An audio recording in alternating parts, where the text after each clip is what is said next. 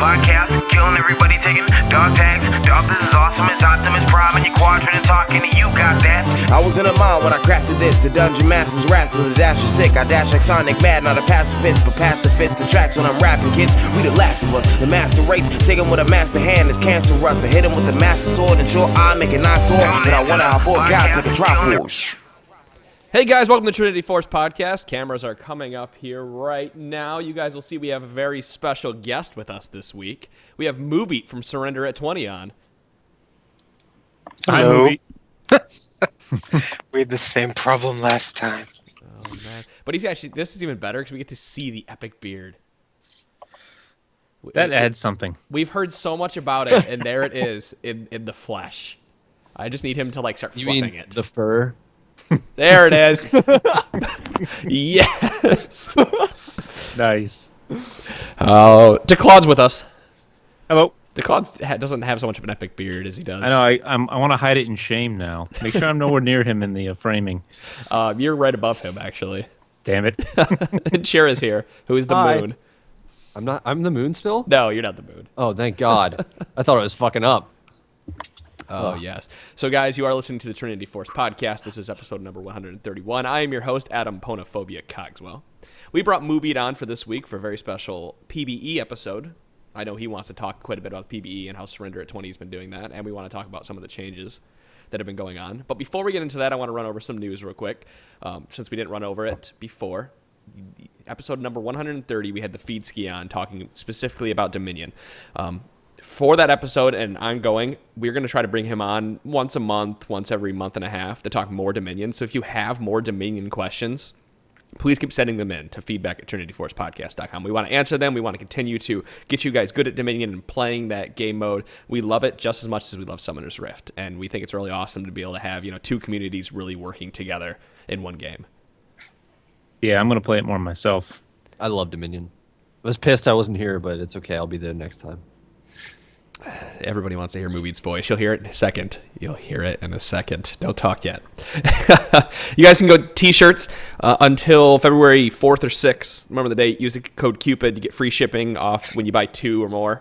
And that is at store.trinityforcepodcast.com. You can also find the stream.trinityforcepodcast.com. We do go live every Monday and Wednesday at 8 p.m. Eastern Time. And that's what we are live right now. So if you want to see Moobeat, you go to, did I make one? No, I don't think I did. YouTube.com/TForce Podcast. So, all the news is done and accounted for. Let's get into it. Moobeat, hello. What's up? Oh, man, everyone gets to hear you. So, I actually hear that you want to talk about the PBE and how the community has been perceiving you and how you've been posting it, right? Yeah, like... Should I just go into something? Just go for it. This is, if you want a soapbox, I will give you Hornet's soapbox because I have it right now. If you just go for it. No, I think, okay, so like, for those who don't know, the PBE is like, it's a beta environment, right? Like, they put up changes to the test, and those changes for a long time were just a preview of what's coming in the next patch for like a year. Like the first year that the PBE existed, that's what it was. They didn't really use it to its full potential, what we do now. So nowadays they put up a bunch of changes, and they're usually like a draft or 2 behind like the internal changes that they're testing. But they're really tentative, and they change like each update. You might see a new change, or you might just see like number changes to change that happened before. And a big problem that we have is that people see those changes and just freak out. Like, this cycle had some Renekton changes, and it was like the first change that came through was really bad, and it was like his Q damage was like gutted and all this other stuff. But it's the PBE, and like that kind of information, like obviously they were wrong. Like obviously they're not just going to take Renekton's Q damage and like half it for funsies and not give him anything else back. And I don't know, it's just been a really big problem lately with people seeing like the PBE changes. And Riot doesn't put out official notes for the PBE or anything. Like everything that players read come from community sites that either, like Skarner 20, that either data mine the info or, you know, go into game and check out what's different, you know, spend the time to do that. So it's really frustrating because it's like I see, you know, like you go on Reddit and there was one thread that was just like bashing Vesh, who is the developer working on Renekton, just bashing him like that he's going to ruin this champion and that his like outlook is all wrong. And I mean, just like the dude wrote like a novel about it, and it turns out that it's like the wrong changes went up, and then like the next day the changes were totally different, and everyone was like, okay, that's, you know, that's kind of a fine change. And it's just such like a bad thing to act like that, like to just rip changes apart, especially when they're testing. Like in the last 2 updates, they've reverted a bunch of changes because like right now they're prepping the patch for release to live, so like changes that are like still in the works or maybe aren't exactly what they wanted to do or just need more time to cook, like they're taking all those off right now, so that way when they, you know, everything on the PBE kind of in the last patch or 2 is like really close to what the live patch is. And so it's like right now the problem is people are like, I thought you guys were gonna nerf Renekton, now you're not nerfing Renekton. So it's like all this drama stirs up over changes that are like so super tentative anyway. Yeah, I don't think people realize just because you're posting it on. I mean, people obviously recognize Surrender at 20 now as the site to go to for PPE changes, and I think a lot of them may think that you're like in cahoots with Riot, like you're getting these changes, you're getting actual notes from them, you know, and the way you present on the site, it looks like that could be the case, but like you said, you're just data mining it. Yeah, I could put up like a million warnings, like I could just coat the page in the word tentative, and like, but it wouldn't change anything, like. Because, I mean, you go to the site, like, you'll scroll through or whatever, and then you'll jump down to, like, the patch notes, and you'll read them as if, like, you know, they're the gospel, right? Right. I know, so we had talked about the... Well, for example, Kassadin's probably a big one. He's had changes going on for, what, 4 months now, maybe? Mm-hmm. Yeah, it was last patch, too, when they started messing with the W. Yeah. I was about to say, how many times have we brought up stuff that's been on the PBE that's just immediately been reverted within like the day after, you know? But like today, all the Kassadin changes got reverted in today's update. Makes you almost not want to even put those on there that sometimes, right? It's really rough because people argue about them, and then like in my mind, I'm like, man, these dudes spent like an hour of their life arguing about some Kassadin changes. And then the next day they're different, and like whatever they were talking about before is different because it's like the rest of the changes got pushed through, or we're just seeing like, you know, maybe we see a buff on W but not like the accompanying, you know, nerf on Q or something like that. Well, foot and mouth disease is contagious. It spreads. Well, it's so easy with the, you know, today with the internet. Just you have a place to stand and you have a place to scream. And you have to be so diligent in finding the correct information. I know we all go to you for that, you know, correct PBE information. But I think there was one change that happened with Kassadin a while ago, and I had posted on Twitter. I said that's a really interesting change. I want to see what the rest of the kit is like. And you had responded to me right away and said, well, he had these other 2 changes. They just are on, you know, they are on this release of the patch, so they could go with that. And I said, oh, I forgot about that.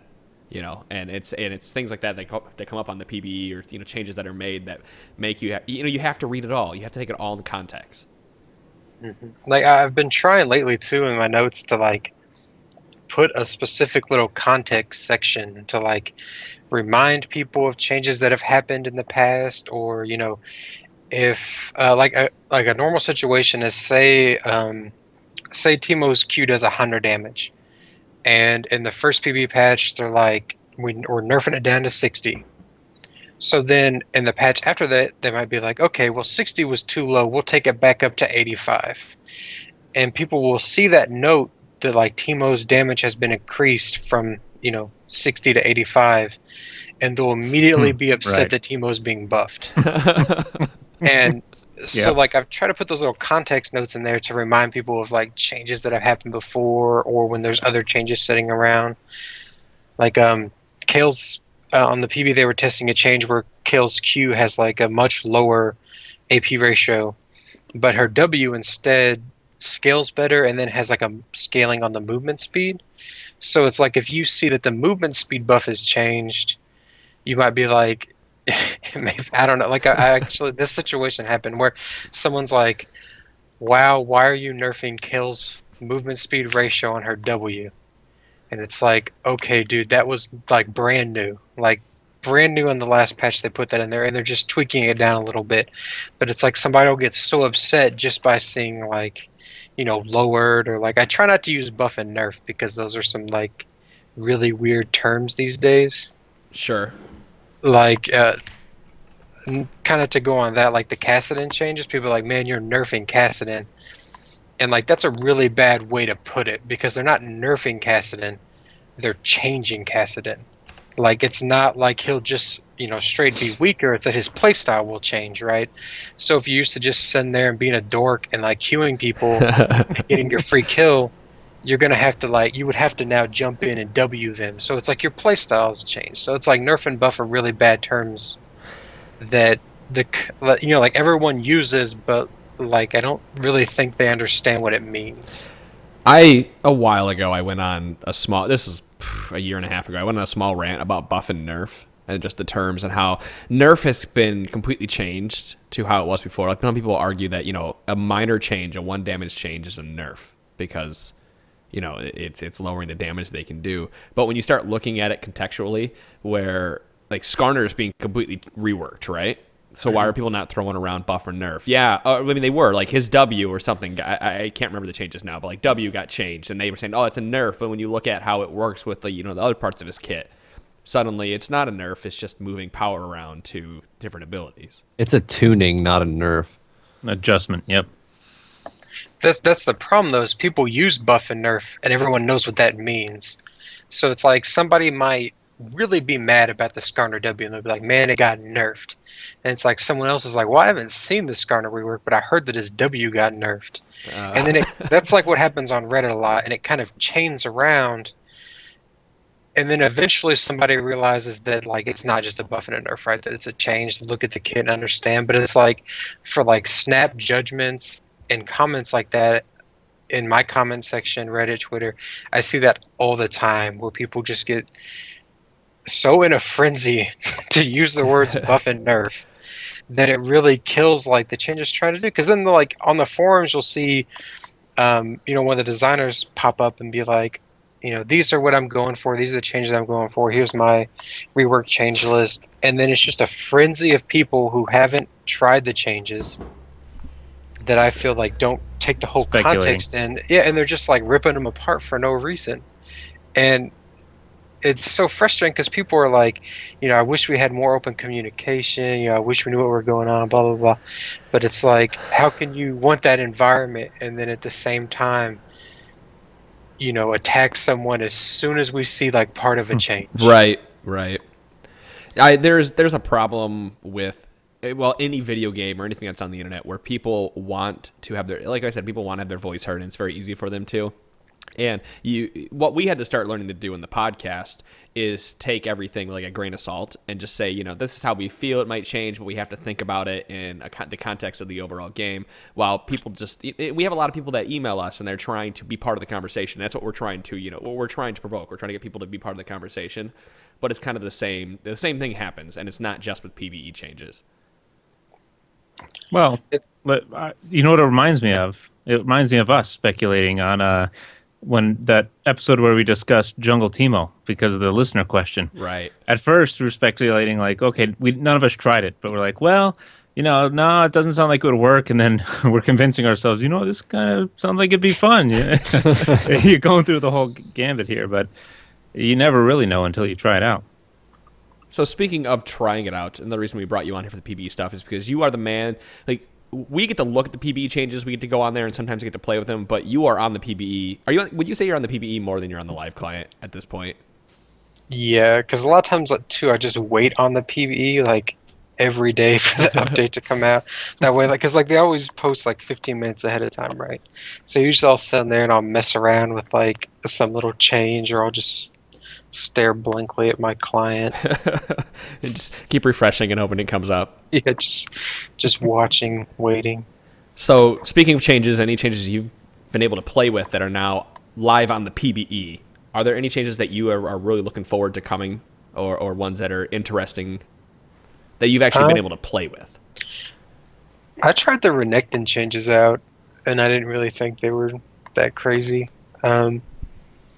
He's still the same. Like, there was a lot of stuff where, like, Vesh commented that, okay, we want to tune down his early game and then tune up his late game. And that's okay, right? Because, like, Renekton's really dominant early game. And a lot of people thought the changes were going to be like, you know, we're taking away all of Renekton's early game power. And, like, that just doesn't happen. Like, the changes they talk about are really small most of the time. Like, I think the Q change was, like, basically the same after, I think, level 12. And then it got, like, slightly higher. Okay. But it's like a lot of changes like these are really small, but they seem really big.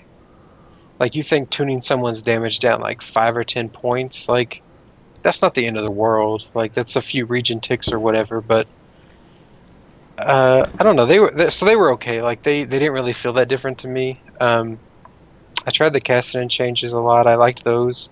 At one point, they had where the W, for those who don't know, the W was changed to have passively give magic damage on hit, and then you activate it for, like, an attack reset that's kind of like a nuke. So the idea of the kit change is you take away damage from Q and E, you add more damage on W, that way Cassidy is forced into melee range to do his combo instead of just nuking someone from, you know, a good distance away. But for a while, the W change had double damage to, like, jungle monsters. And that was pretty cool because you could, like, jungle Cassidy and he was, like, super broke that way. Because I think his damage was, like, 15 and then would double to 30 on hit, which is really significant for the jungle. Oh, yeah. Especially with the new jungle items that heal. Mm-hmm. So those were pretty cool. And then they, like I was saying earlier, they changed that, like, the next patch and it was gone forever. With the level of competition that is on the PvE, Dom, to give some context, Dom and I had played, I want to say it was Zach, Sejuani, and Trundle. Not necessarily in that order, but, you know, playing in the PvE, and we were trying these different champions out, and we felt like we couldn't completely try the champions like we wanted to because of the level of competition in the PvE. Do you feel like that is getting better as Riot is changing the system? A little. When the team builder queues are on, a lot more people play, and I think a lot more people play, like, seriously. Like, that's something they've been testing lately is the new team builder matchmaking. And I think people get on specifically, like, they want to play, you know, those games and they take them seriously. But I don't know, the PvE everyone's, like, matchmaking rating is messed up. So sometimes you'll get into a game, you're like, okay, I want to try out Annie. And because, like, recently they changed Annie's Tibbers and her passive. And so it's like, okay, I want to try Annie. And then you'll just dominate someone because, like, your matchmaking ratings don't pair up, or, like, you'll get dominated. And so sometimes it can be really hard to test changes when matches can be so one-sided. The problem of, like, people leaving and AFKing has gotten a lot better because they're really aggressive on that end. Like, they've I don't think they have said anything recently, but it's like, if you're on the PB, your behavior needs to be really good because it's valuable to them to get feedback on these changes, and it's kind of like an elective system, right? So if you're being a dick, like, on normal, you know, you might get a warning, get in tribunal eventually, but if you're being a dick on the PBE, you might just immediately get your access revoked for that cycle. Wow. Nice. And, like, that's good. That I feel like that's cleaned up things. Like, I don't see people raging as hard. To be honest, like, the PBE queues are kind of weird, so it's like I don't feel like I ever see the same people, but then again, I wouldn't see the same people. Sure. You know what I'm saying? But they used to be really bad on the PB. Like, every game on the PB used to be, like, maybe 2 people are playing, and the other ones couldn't get the new skin they wanted, or they couldn't get the rework they wanted to try out, so they just pick a champion at AFK to teach the other person a lesson, kind of thing. That sucks. Yeah, but that's gotten a lot better, which is really good. Like, the PB is, like, slowly transformed into an actual, like, Testing environment. It's really nice because I don't know if you guys have followed a lot, but they talk about it, those changes a lot, and change them based on, like, feedback or bugs. Like, our last champion, Yasuo, he was I think the first one on the PB that they really took feedback into account for, like some of his animations, I believe they changed because people said they weren't snappy enough. And certainly T was on there like every day, you know, talking about the champion, discussing things that might not be obvious, and you know, that kind of stuff. And that's really good for the game to have that kind of environment. So I'm really glad that like it's stepped up and like all the trolls or whatnot are getting kicked out. Interesting. You guys have any questions before I jump into the next part of the topic? No, I wanted to kind of see what's going on right now on the PvE. Yeah, we're getting there because you said Team Builder has been enabled a couple times. Excited to hear details. Can you talk a little bit about that? Yeah, that they've been testing. I think the last 2 weeks they've tested on Monday and Tuesday for like 4 hours a day. And Team Builder is instead of hitting like, you know, play and then match with teammates, you would select your champion and pick your role, and then you enter like a queue, and the Team Builder tries to build a team for you. So it's not, you don't go into champion select, you just go into like a lobby. So say I want to be Renekton top. You know, I pick Renekton, pick my summoner spells, queue up, and then it'll try to fit me into a team that is missing a top laner, or it'll just like start me as like the leader of the lobby. And the idea is that this way you're not like going into a lobby and being like, I want to be top, and then some dude just insta-locks top and tells you to cry about it. And you have to play something else that maybe you're not comfortable with or just didn't want to play. Sure. And they've been testing that for... It came out before Christmas, the first test. It's been a while, but they're slowly ramping it up to more and more. Like, it's getting more and more polished each time. I've really wanted to go try it. I've got a PBE account. I'll get the emails, you know, hey, come test out Team Builder between X and X date, or X and Y date, rather. And I haven't been able to jump into that. So with the Team Builder, after let's say you've locked in Renekton, you've picked your 2 summoner spells, do you see the enemy team at any point? No, it's... Team Builder is just to replace like normal blind pick. Okay. Like it doesn't have functionality for you know, ranked or draft. Like that's something that they've said, you know, we'll do in the future. But for right now, it's just to replace like that normal blind pick experience. I gotcha. So your thoughts on Team Builder? Do you think it's going to work out really well, make it better than blind pick is? There's like nothing good about blind pick right now, so like that would be an easy upgrade. Because it's just like the lobby is really weird. Okay, so like Team Builder, like they were pretty much like, okay, we know it sucks to try to make a team comp in, you know, whatever, like a minute, whatever you have in blind pick. Right. So on one hand, it's cool. The cool thing about blind pick is that you could be like, if people are being reasonable, not just insta locking. You could be like, okay, well, I'm going to be, you know, I'll be Syndra mid. And then somebody will be like, okay, well, I think Syndra mid works really good with Evelynn. So that way we'll just have really, you know, really good burst ganks. So it's like you could kind of adapt your team comp that way. Whereas now, in Team Builder, you kind of go in. Okay, so with whatever champion. So with Team Builder, you go in. Do you have any idea? Have they said how they make the team comps, or how it tries to decide where they're going to? I mean, obviously you're picking your roles, but how does it decide what champions go with what other champions? Well, I mean, as far as I know, it just, you know, if there's a jungler, a bot lane, a mid, and a top, it just tries to push them together. Okay. I don't think it tries to do anything fancy. Yeah, it's not like, oh, well, if there's a Renekton, you know, it's not like computing. There's no Shen, Evelynn submarine comps like coming out or something. It's not trying to pair those cheeky champions, but I don't know. It was fun when I did it. It's different. That's what's so cool about it, because like if you really like a champion, like Yasuo has been like my favorite release in a long time, and I just want to play him every single game, and it sucks to go into a lobby and not be able to play him or not be able to pick him. It's cool to be able just to be like, hey, Team Builder, I want to be him, and it just puts you with other people. And no one's arguing, nobody's, you know, starting the game off mad because they can't be the champion they want to be. Right. You just kind of get in and you go. I was about to say that's where half the bad vibes in games start. Anyway, is in the first. You can start off on tilt. People. Yep. Well, good. I'm looking forward to a new mode because we've talked about, for people that don't really understand the game, getting into blind pick. You know, I've told my brother, you might not be ready for draft because you don't understand what you're picking or banning and why you're doing it. So to play some blind pick with friends and just go in there and learn every champion. Learn, you know, how to play against Teemo Top as Renekton. Learn how to play against Lissandra as Renekton. You know, stupid matchups, because that's going to carry over when you're playing the other lanes.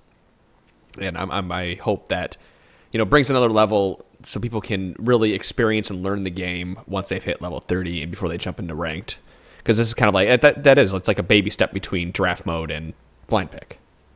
It's really good too, because I know, like, when I was leveling up, which has been so long ago, but it's like, you know, I go into a game, I want to play a certain champion, and then people pick it faster than me and lock in.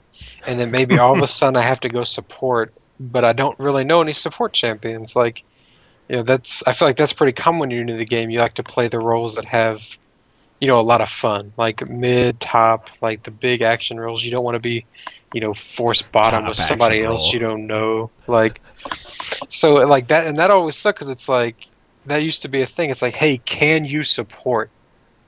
Like, can you do this role? And if you can't, right off the bat, people were mad at you. And now you can just be like, I'm going top, and Team Builder deals with the mess. And I really like that. And now, how does it, like you were saying, if you pick an off-the-wall thing like Teemo Jungle, it won't pair you because you get an option to see what it's going to be? Like, how does that work? Well, when you go into the lobby, you can see everyone else, and I can't remember exactly how it works, but I know that, I don't know if it's the lobby leader who has this option or if everyone does, but you can, like, Accept vote or people refuse? out, I think. Yeah, Got like, it. and then you just go back into queue, or you go back into queue. Okay. Interesting. Sean, Hi. you got a question? Yeah. So what's up with the new Hexakill mode? Hexakill, basically it's just the normal Summoner's Rift, except there's an extra person. Okay. On each team? And Yeah. so it's 6 versus 6, and On Summoner's Rift. it's pretty crazy, because like you're so used to like a wombo combo, but when you have a 6th person, a wombo combo is so much better. Because like You add an extra layer of shit wombo. everywhere. Like, you either might have, I've played games where I've had 2 junglers. I've had games where we've had like a mid and a support mid. So it's like, if you thought laning against like a Nidalee sucked before, like it sucks even more if it's Nidalee and Lux. Nidalee, Soraka.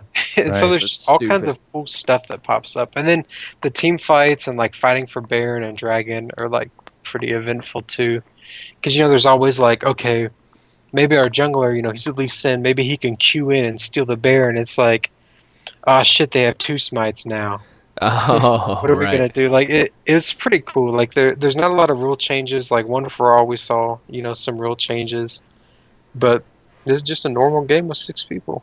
I've played one game of Hexakill, and Reckerin, who is an ex-host of the podcast, he was playing with me, and he's played a couple games, and he had said that he thinks, you know, like the meta, he knows, and I know this, the meta's completely out the window, pretty much with the 6. Adding one more person, like, changes everything, because now you don't have 3 people top, and then you can go take Dragon. Now you have 3 people top, and there could be this another roaming jungler that comes rolling through and, you know, tries to help you, or takes Dragon.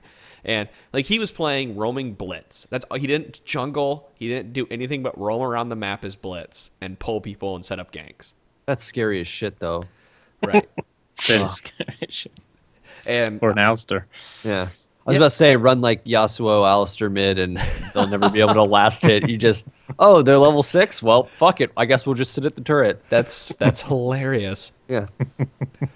But, you know, you can do it's cool, you can do some crazy thing like that. Like, I haven't been, I don't know how you guys feel. I haven't really liked any of the extra special game modes. Like, Aram I play when I'm bored or I don't want to queue up for ranked. But, like, that's the only game mode that I've liked in the past, you know, 3 or 4 of them they brought out.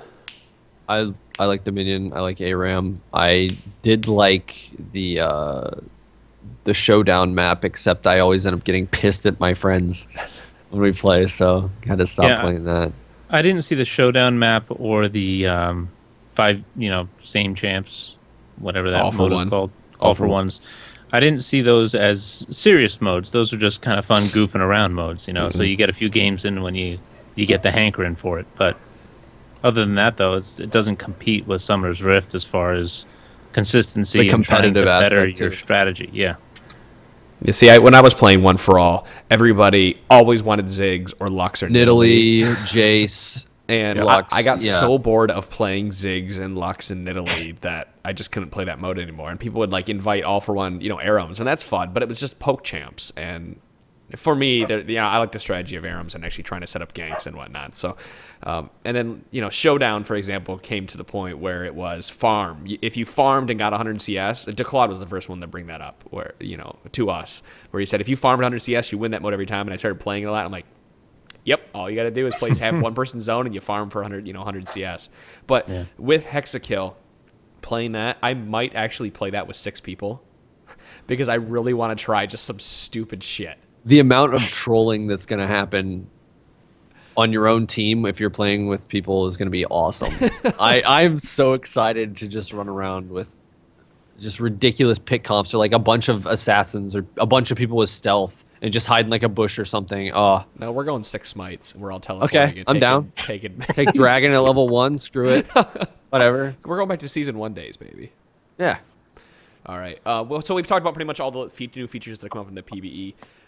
Let's get into a little bit of discussion about some of the changes that are out there right now and how we feel about them. And I'm going to throw out that disclaimer that had been screamed at the beginning of this podcast. These are all tentative. So they might not actually stick. And nothing you see is finalized.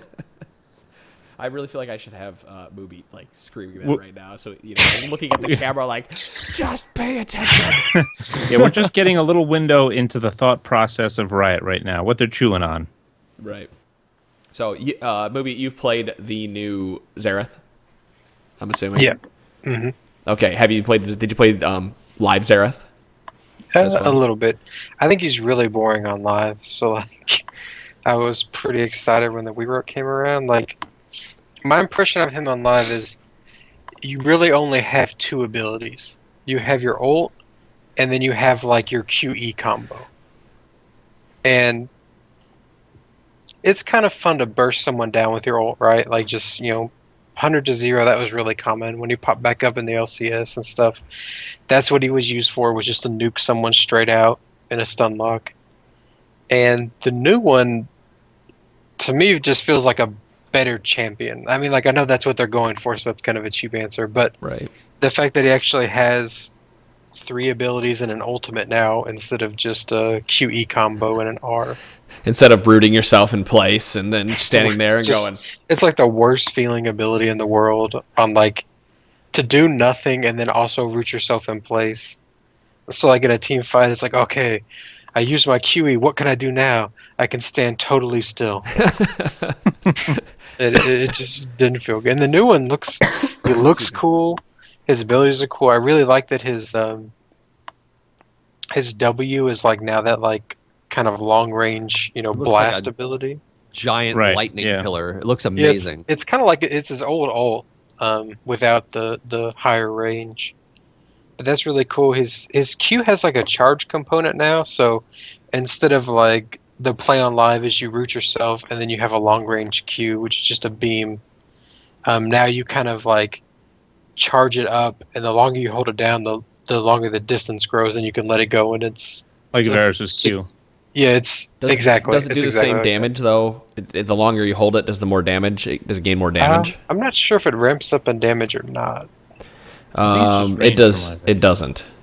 Okay, then it's just yeah. I was pulling it up as we were talking, so.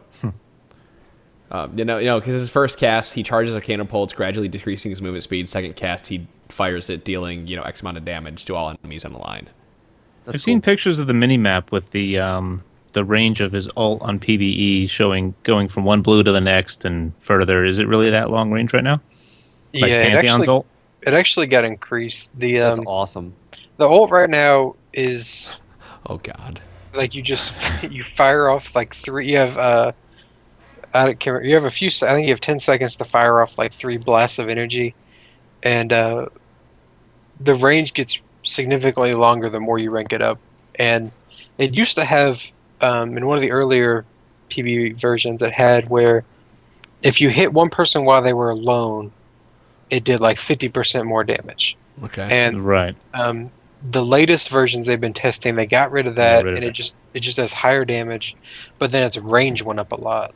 So like the screenshots on the site where its original range, I think now it's like Well, right now you have up there. 600 units up.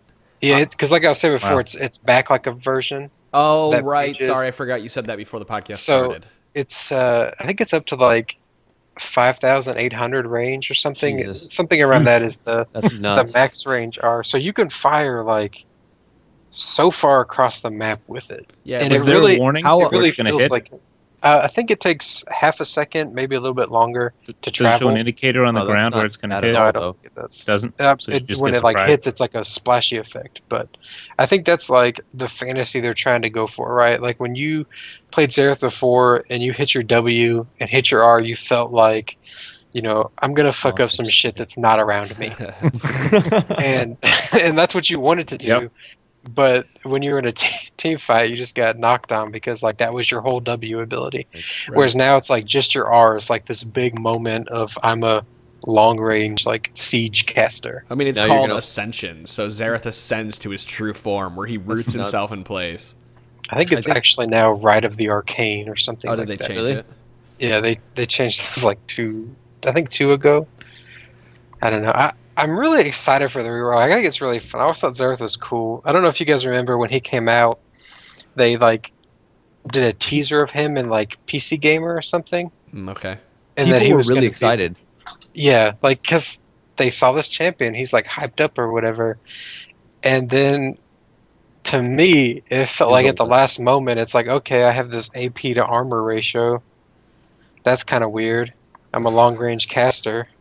Why do I want armor? You know, like Yeah, just right. stuff like that. He just Right. really didn't deliver for me. He wasn't something that appealed to me. Plus, like I don't know, I suck at skill shots, right? So my whole combo being dependent on me hitting that one Q after I E, because like I said, those are my only abilities.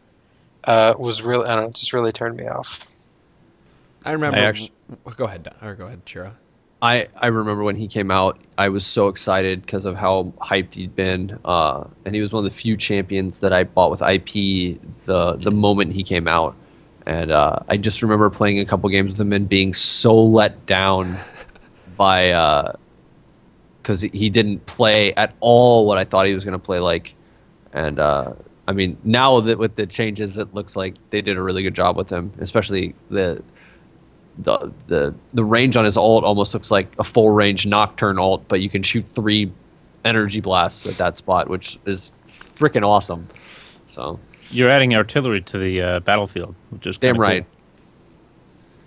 I know Brian went through this whole phase of nerfing global ultimates. I mean, or nerfing the champions that had the global ultimates. So it's hard to play them. I think the last global ultimate team we saw was that pseudo curse team with Karthus out of the top lane. See, like this stuff is the kind of global ult that I like, right? Like the range gets higher, so Zerath doesn't have to be there. So like that's what's cool about it, right? Like Shin and Twisted Fate and even Pantheon, like those champions have like hard to deal with global ults because it's like, okay, they just did this effect, which is like Shin shield or Pantheon's damage, and now they're also here to beat the crap out of me. Whereas like Zerath's pretty cool because he's kind of like Karthus, right? Except he can just do that. You know, like it's a pretty long cooldown. It's over 100 seconds at last rank, but it's like he can just fire that stuff off from really far away. So it's like you don't have to be with your team. Like you can be split pushing. Like if you look at the range of that ult, if he's in either enemy lane, he can fire to mid. At ult. the max rank. Yeah, at the max rank. Does it And, grant like, vision? I Where he don't hits? think it does. Even if it doesn't, this actually could be one of those things where it might actually make the scrying orb worth buying. If And you're then playing steal him, like if you have a objectives, yeah. full max rank scrying orb, or you have like a couple people, That you was can their literally plan all along. you can use no. other people as spotters for artillery. How cool is that? Oh. You just made Dom wet himself thinking about Lee's that. my target. If I remember, I think Daniel Klein said that doesn't that's seen on the Stoic, that it doesn't give like any sort of tangible vision. Like it's Okay. like you see anyone, but I think if you fire it, you would see if you see the missile travel, but I don't think it like would reveal them. If it hits, Um, okay. It's just So if you it could did- try to blind steal blue if you know the timer's up Yeah. for it or on it. or Something like that. Baron. Like I think the damage now is pretty decent. I mean, between the 3 shots you have, I think your base damage would put you at like over 700 or something. So like you could do Baron Good. steals, Dragon steals, Yeah. buff steals, or like finish off that dude behind the tower kind of thing. I think it's a lot more appealing than like the ult now, which is like I'm gonna just kill you before you can do anything because I landed my stun. And how big is the radius on it? Like, can you use it like Ziggs uses his ult to stop a minion push on a turret from another lane and keep pushing the lane you're in? It's pretty big. Like I think it's about the size of like A full set of Maybe like settled a- minions? a Cho'Gath. Okay. Okay. You know what I mean? So you So, could like- hit Okay. you could hit all the Pretty good caster range. minions Yeah. and kill them. Yeah, you definitely hit multiple minions. Like I mean, it's if you're shooting from so far away, it obviously has like some give to it. But it Nice. felt pretty good. And I don't know if you guys saw the screenshots, but like he has some pretty cool new particles. It's been a running Yep. gag on the podcast for a little while. Of he looked like he was just kind of like squirting. Bloop, bloop, Yeah, bloop. the first one, the That was first funny. version, like the work in progress particles, were not good It cracked for me up. anyone. Because because it really, like now the blasts are pretty, they're bigger, they're flashier, they're cooler. But like that first draft, man, it was like throwing a wet noodle at someone, like just these little tiny squiggly particles. Yeah, with a He- he's looking- 0.75 AP ratio, actually hitting you hard, but you're getting slapped with a wet noodle. He's cool. I'm excited for that. I like all the reworks that they do. It's probably one of my favorite things because like we have so many of these champions that have. Yeah, okay. It's like why do we need a new champion if we have an old champion that just doesn't Right. work right? Like that Just doesn't rework them. isn't fun or maybe just doesn't click the way you think he would. I find myself being more excited and anticipating a rework champion than all the hype about a new one. Yeah, you Like need both. Scion. Scion rework, I'm waiting for it, and they keep saying it's coming. And I'm like, I can't wait. Like visual reworks Even are those, hands yeah. down my favorite. Like Oh, really? it's like you have like Master Yi, like forever you like Master Yi's this cool dude with a sword, but he just looks so dumb and just so bad. And then they rework him. And it's like you have this awesome, like high quality version of the champion that you've always liked to play, Yeah. and now all of a sudden you don't feel dumb for like triangle boots or And it Pizza adds City, value what we to call the it. skins Yeah. that used to be horrible. Like Garen, Desert Trooper Garen is awesome now. He's not just recolored. It's better than the old. Yeah, skin it you guys are used to be. talking about these skins, and then there's Trundle and Karma, and I don't even want to talk about their skins because they're I like Trundle's look. The new. I don't like his Trundle- voice animations, but I The like new his look. Trundle is so much better than like that new actual Trundle's regular stock Right. skin is better than all the other skins for him still. that's like the classic rework problem is the base skin becomes better than the rest of the skins because it's so good. yep. Like and with Trundle where it's like Trundle was the like reimagining of Trundle right from the What- he original. literally looked like shit before. Well, yeah, Like the if a shit piece pillar. of shit. If a piece of shit waddled around the map with a club, that was Trundle. and then Oh. could also summon a piece of shit out of the ground. Yeah. Like, Pillar of filth. A giant turd. It's great. and that's why they reworked him. He just I wasn't don't know. I like that that. appealing. I like that grossness and the voice and him falling on his back and chewing on his club. And now I think his look is cooler. You play him, you feel more badass, especially because he gets bigger when he ults now. But Oh. man, he's so annoying when he's talking to you. Troll King. It's like, shut up. I know. Eddie's. See, I'm the opposite. I absolutely love love it. Trundle's new voiceover. I think it's like the it best too. thing ever. Because like it's like Trundle's like this big strong dude who like just doesn't know what's going on really. He just knows that he's strong. Like It's like this Chira whole- playing top lane. Ah, funny jokes. Speaking of rework champions, NASA's obviously got a visual update, and they did that with anticipation of his new skin. And that's one of those champions that, like, I don't like any of the other skins but his brand new one, but I think his brand new one, the Infernal Nasus, just looks amazing. And It's they great. did a fantastic job They with did that. do a great job on that, yeah. I will say though, I wish they would have kept the old voice. Yeah, how many messages do you have on Surrender at 20 about that with the voice? How can they, though? You know, they Everyone. just keep the same recordings, yeah. It's a weird.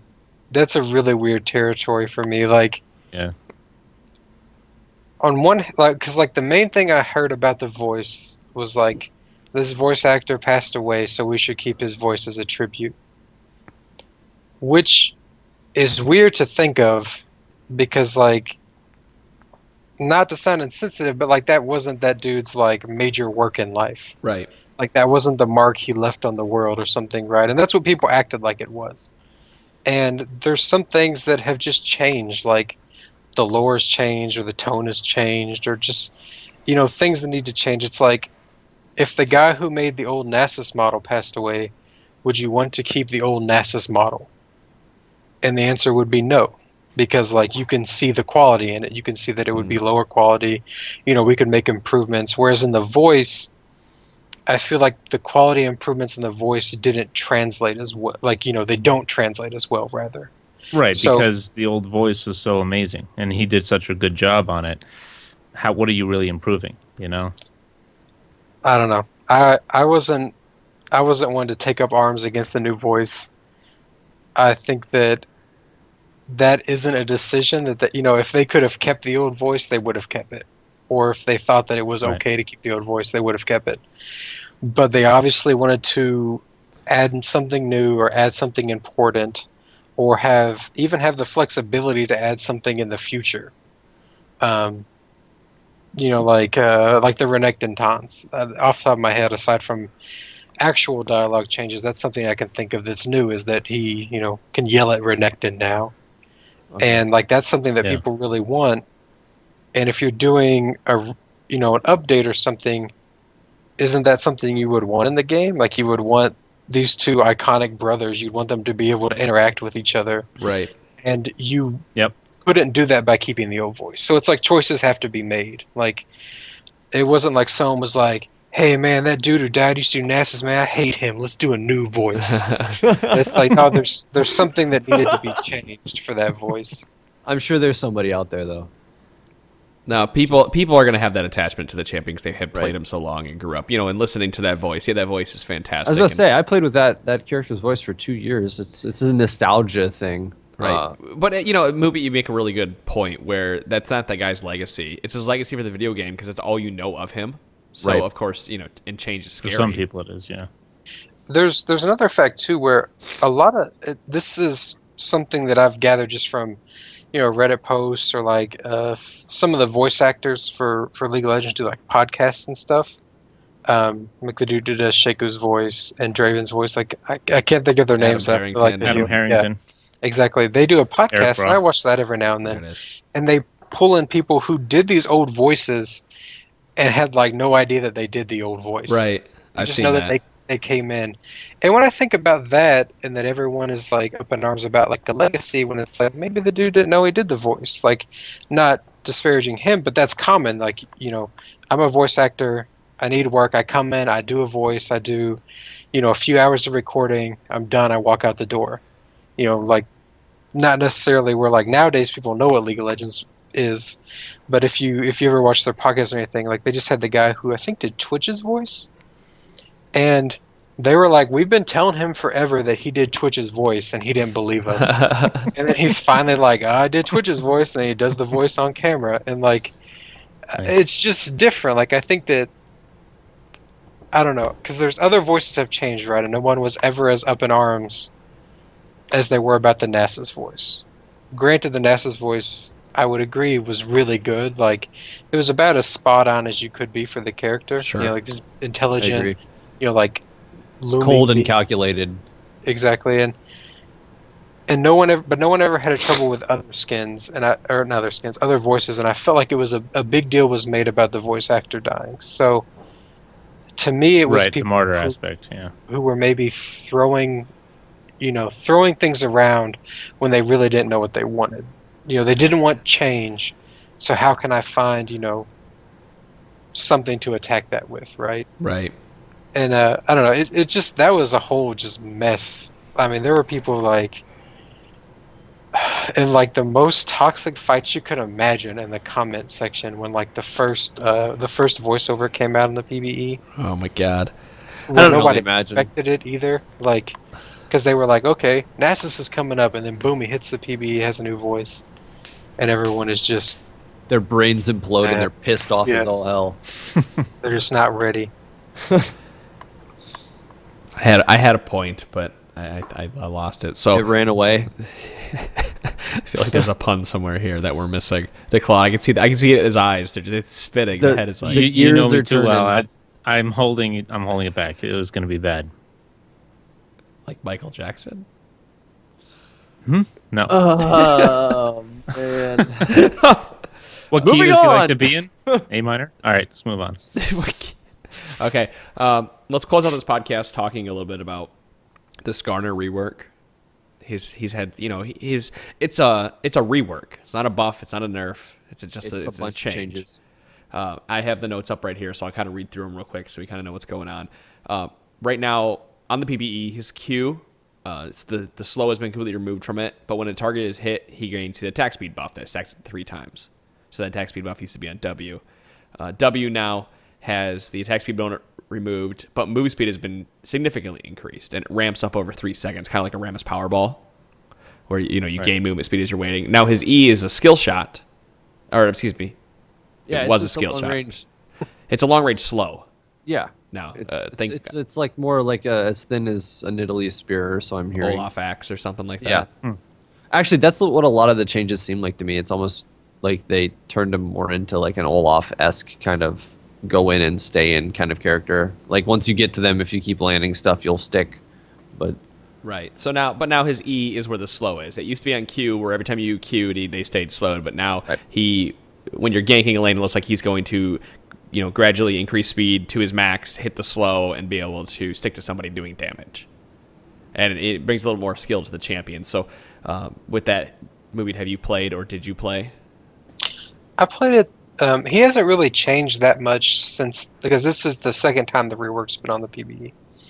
I think around Christmas it showed up for like a day or two, before before that whole break where they stopped doing PvE updates. I think he even showed up on live at one time for like. Yeah, he accidentally did, got but they pushed live accidentally last match. screwed it all up. But he's not that different. Like I believe the goals were that right now Skarner, you can't get away from him because his slow is on his Q, and he needs to constantly Q, for damage. Right. So the patterns with his kit right now is that you can't get away from him when he Qs, and then he has his heal, which I think now what is it like? You mark him with a debuff, then every time you hit him with the debuff, you get healed. Right. Is that The way it works is like if you hit Clunky. people with your E, it puts a little thing on them, and then when you hit them, you get like a small heal. But if like you hit an entire minion wave or something, and you hit Q, it would like heal you off all the people that got hit by the Q. The thing is, it never actually ever healed that much per se, and it was a ton of mana, so it wasn't Pretty much a even wasted point. Yeah, it wasn't worth even putting points into like level 9. But yeah. So I think what this was meant to do is like, I know they talked specifically that the slow on Q was not fun because that was like your damage and your crowd control ability. So if like some dude is sitting there fighting you, he's going to be slowed, or if he's running from you, he's going to be slowed. Like that's just how Skarner is right now. He just slows you nonstop. So I think what they wanted to do was move that to somewhere else. Like so you have like a pinpointed slow now. Does his E have a slow now? Yes, Is that what it is? it's a skill shot slow. Right. So It's range, so. yeah, so now you can actually clip someone with it, or if you're running away, instead of like that weird dance where they get right into your melee range and you slow them and like they slide right out of it and come back when the slow wears off. Now you have like that targeted thing, and then I know the shield was, or the movement speed was another thing, right? Like The way the shield used to work on his W is when he'd put the shield up, he'd go into like this little crystalline form, and you could see it with the animation and particles and whatnot. but if the shield got knocked off you, you lost the attack speed and the movement speed. Yeah. So now they're separate. Right. Now, like, if I need to run away or run in, I don't also have to blow my attack speed steroid. You know, like getting there, right? So I think, I don't know, the changes, they've been working on it for a long time. I mean, I haven't really heard anyone be like, you know, I hate them. They're horrible. To me, he felt about the same, but I don't play Skarner a whole lot. Sure. I think she was excited about it. Yeah. Well, they a while ago they jungler, changed Skarners so that they are instantly roots. I believe that was a PvE change that went live a few months ago. It should be like that right now. And you know, in the tooltip here, whatever you have on Surrender 20, it says Impale now roots targeted champion during the wind up animation. So I'm not sure if that's changing how it is on live to how it is on the PvE, but whatever change, that's a change that needed to be made. The root I believe is still live. The problem used to be after they nerfed him, because he used to be able to grab people after they flashed, is they changed that, and then people were able to flash out of his ult as the animation was going off, and now it's back to not being able to do that anymore. Right. Which is awesome, because you felt like you wasted everything. Well, you were the only engage. Yep. Pop your W flash in and try to grab somebody and get them back into the group. And if they flashed, you just blew your load, and now you just look silly. I just realized remember it. Go ahead. I remember in the beginning when Skarner was first released, people had videos of themselves recalling to base, and then right before they recalled, they would come out and ult you, and then you'd pull them into base. Dude, when he first came out, his heal on his E used to heal for so much. You used to play him top lane, and nobody could ever push you out of lane or do anything. And that, they had to nerf the crap out. That's why his E is useless on live. It's because he was so broken in the top lane right when he came out. They had to nerf him to a point where he could only be used out of the jungle because his lane sustain was just ridiculous. I'm curious to see it. Yeah, I don't have a problem with. Some people are going to say that it makes him too dependent on hitting the skill shot, but isn't Lee Sin kind of the same way? Where Lee Sin, it's so dependent on hitting that. The current thing with the skill shot is it's like on a 16-second cooldown, and it only slows for 2 seconds. So, like. But isn't that enough to get in and hold somebody in place for a moment to grab with your R? I mean, he could be another like. If your ult's up, which I mean, with the passive, it probably will be if you're jungling or whatever. But like the way that they had envisioned Skarner at first was once he gets on you, he's gonna stick on you, and you need like your team's help to get rid of him. He's supposed to be like a monstrous character that once he's on you, he's supposed to be scary, which is what he was. A bug. Get it up. And now 16-second cooldown on a 2-second slow, like.